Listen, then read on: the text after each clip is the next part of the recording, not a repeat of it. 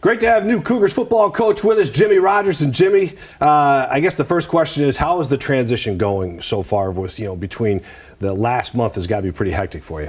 Yeah, it's been hectic, but it's been fun. It's been good getting the guys, the new coaching staff on board and in place, and then it's been great getting to know the current team, the team that's in place, and all the new faces that are there. And so it's been somewhat of a challenge of managing quite a bit of things right now, but it's exciting. I mean, honestly, this has been a thrill for all of us, and I'm really just excited to get going and watch the guys compete here come spring.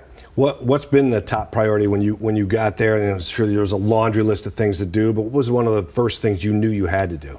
Yeah, I think connect with the team is the most important. I mean, those are the guys that you're leading, and they got to get to know you on a deeper level. And so we've spent a lot of time as far as a staff just being at workouts and just being present, watching those guys and just letting them know that we're there for support. And honestly, just trying to break down any type of barriers that there could be if the relationships is what makes a football team. And so we spent a lot of time on just trying to get to know the guys. I've met with every player one-on-one, and I think that's where a relationship and the culture in which we're trying to build starts with, is getting to know people. Yeah, that was my next question. Is like every coach wants to come in and develop a culture in his program, and what the most important aspect do you think is player-coach relationship? Yeah, I do. I think the players got to trust you and they got to want to play for you. I believe culture is how you feel when you walk into the building, and making the players feel welcome. It's how they act, it's how we interact with them, and it's how you handle tough times. And the way to handle tough times is by trusting the people that you get to work with. So I'm blessed to be in this situation. I'm blessed to lead this football team, and I'm excited for the future. Well, I think it was really cool when you had the opening press conference and you basically, you had a couple of things you laid out there. And one of the things was the transfer portal, and you knew players were jumping in, and you wanted the opportunity to talk them into staying, convince them to give you a chance as a coaching staff. And that seems to have brought some success. Yeah, I think the players entered the transfer portal for many different reasons. Maybe they were looking for a better fit. Maybe they were going with the prior coach. And some guys are just scared. And I just wanted to make sure that they knew that they had a place, and I wanted to get the opportunity to get to know them and watch them compete before a decision was made, And I think at times when a new coach comes in and there's a lot of new staff, people have a prior, conception of what they are and what they're going to do. And I just asked for an opportunity to get to know them and give us a shot to coach them. And honestly, the team has been great and been extremely supportive so far. Yeah, it sounds great that the fact that you had your team meeting, and from what I've read, so much great response from the players to the new coaches and to you especially. And I love the fact you said we're not going to accept losing. Why would you accept losing? This is not a rebuild. And these are all messages to your players that are important, because I think it sends a message to your players that you believe in them and that it's a win now attitude. Let's not, and do you feel like the players see that and hear that from you? Well, surely, hopefully they want that too, as far as they're the ones that step on the field and have to compete week in and week out. We coach them, but they're on the field, and they got to want this as bad as the coaches want to win. So, yeah, I don't think it ever starts with any coach entering a new place and saying, well, we're going to, struggle along the way as we build this. I'm just not willing to admit that at all. Our goal is to try to be competitive game one and take it one game at a time. And, I think if you do it the right way and you work the way you should work, I think the results usually come in your favor. And if not, you at least know you gave it everything you had, and that's what we're going to do. Well, I think authenticity is huge too with any new coach, any new employee. I mean, you want to make sure the players know that you're not faking it. You're not faking the enthusiasm. You're not faking the message. And so I would imagine that being authentic is a big part of your character. Yeah, it is. And I'm not going to force myself into be something different. I don't know why anybody would want to live their life like that. It's just not who I am. It's not who I've ever been. I'm confident in what I can do for the program, and hopefully the players feel that. Okay, so let's look at your program a little bit. Seems like fans always want to know about the quarterback position. So I'm not going to ask you about every position, but I have to ask you about quarterback position. Zevi Eckhouse is a guy who's from all accounts, has become a leader, a good leader in a short period of time.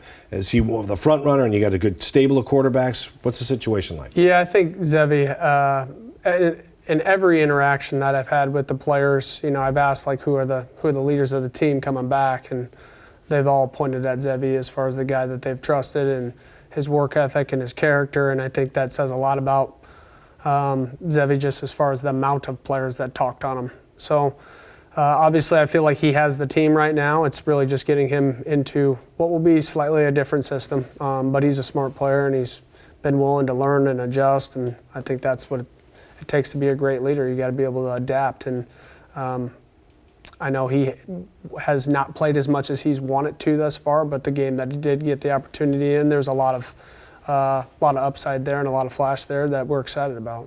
All right, so you're still weeks away from spring ball and getting on the field, but the strength and conditioning is one of those things that old school guys will go in there, and I remember back in the day, it's just a lot of screaming and a lot of yelling, a lot of conditioning, sweating, vomiting, whatever it took 40 years ago. What is your approach to strength and conditioning? Yeah, I think everything is built from the ground up, and you got to be able to train players at the position in which they're going to play, right? Not every O lineman does what a DB does. There's standard workout lifts that every group will do to build a foundation, but from that point on, it goes into how do I become the best positional player that I can be to help the football team. And so our strength coach, Matt Jacobs, and his staff are doing a phenomenal job of getting those guys in the shape that they need to be in at the current state of where we're at in the training session. And right now we've worked on a lot of mobility so the guys are actively moving properly at the position in which we're going to ask them to play.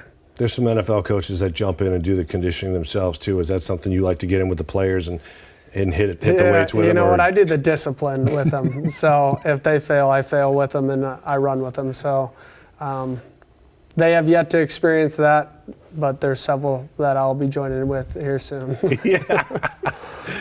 Well, listen, man, you got to keep yourself safe. We don't want anything to happen to you out there in the conditioning part of it. How about as far as Pullman? I mean, Brookings is a population of 24,000. Pullman's like 33,000. Have you had a chance to get around there and get off the field and do some things? Not too much social things, but right. As far as being around the community, yeah, I mean, the community is very similar to the community I just left. Everything there is kind of based around the university, and people are really bought in and supportive and excited about just Cougs in general and what Washington State has to offer. So it's been a really warm welcoming for myself and our staff and our families, so we're excited to get going. Yeah, I bet you are. I mean, as a football fan, kind of want spring football to start soon, but at least at WSU, spring football starts as early, I think, as possible in the country. A lot of the teams start at the same time. Some teams start later, but it's probably something you're looking forward to. Yeah, I think it's huge in the players' development. Obviously, the first time they have the opportunity to learn and then go out on the field and compete against each other. That's how you kind of continue to build the culture that you want to have come fall. So it'll be extremely competitive. Obviously, as a staff, we're looking at this with new eyes on the players and seeing what every player we feel like how they can help us and try to create roles for those guys. So, yeah, I'm excited for that. I'm excited just to watch them compete. Yeah, I would imagine that you've laid it out there that, every position's open. It's a wide open deal. Yeah, I think that's the newness in it, right, for us, is we don't know what anybody's done outside of watching some of the games and some of the key players that have played in games and how they've done thus far. But at the same time, just because a guy hasn't played as much as they want or any at all doesn't mean that there could be a better answer from the youth up. And so I believe in pushing talent ahead of experience. It's our job to create the experience in the player and the knowledge for them to have success, and that's what coaching is. So every player will have an opportunity this spring to earn it, and I'm excited to see who rises to that challenge. All right, one last question for you. We've talked about the players that are here. What about the players that you want to come to Pullman? What do you look for in a recruit, and what do you look for in top players, and a player that would be a good fit? Yeah, I think all players need to have the intangibles from an athletic standpoint that what you're looking for. But I think the biggest thing is the guys that are willing to work hard and put their head down and really truly love football and what that entails, which is the training that goes into it, to watching the film, to it really becoming a lifestyle and having the ability to manage that and do well in school and get the degree in which they're seeking. I think those things are important because I believe in how you do anything is how you do everything, and we're looking for a well-rounded player to come in and not just impact the football program, but be a part of a community that is really supportive and give back. I would imagine that talking to Mike McDonald, Seahawks head coach, over his first year, one of the things that he said is that he wants a football player that loves football. You have to absolutely have a passion for this sport. And because you can't have someone out there, like you said, just kind of 1 foot in, 1 foot out. You have to be all in on this sport. Yeah, I would say it's a lifestyle more than anything. Mm-hmm. It's what you think about constantly. If you're a goal-driven person, it's always in the back of your mind on how to improve or how do I close the gap on the ultimate goal in which I'm trying to go after. I think a lot of players think about the result, right? And just talking to our team, I try to get our guys to be process-oriented and how do I become this or how do I get to the end goal that I have. So for me, it's about creating the blueprint for them. You know, when I became a coach, it was about trying to push a player further than what he could on his own and making their goals become mine.